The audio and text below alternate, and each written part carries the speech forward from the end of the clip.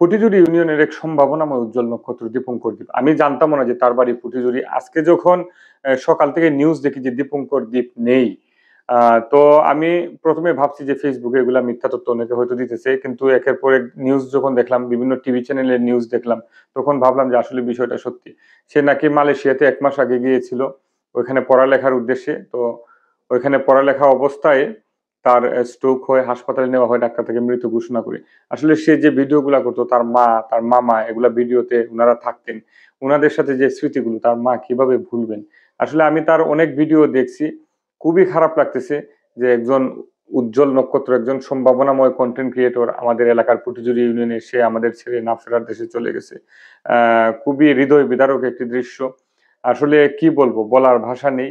যারা content creation এ যুক্ত আছেন, সবার উদ্দেশ্যে একটা মেসেজ থাকবে আমার যে আমরা যারা কনটেন্ট ক্রিয়েটর আছি, আমরা কি করে কায়িক পরিশ্রম করি না। সবাই কনটেন্ট ক্রিয়েশন নিয়ে ব্যস্ত থাকি। ঝামেলার মধ্যে থাকি, মানসিক চাপের মধ্যে থাকি, টেনশনের মধ্যে থাকি। ফ্রি লাইফস্টাইলটা ফিল করতে পারি না। তো আমরা চেষ্টা করব যে আমরা শত ব্যস্ততার মধ্যেও নিজেকে যাতে একটু সময় দেই, নিজের শরীরের ভাষাটা একটু বুঝার চেষ্টা করি। আসলে আমি সুস্থ আছি নাকি অসুস্থ আছি।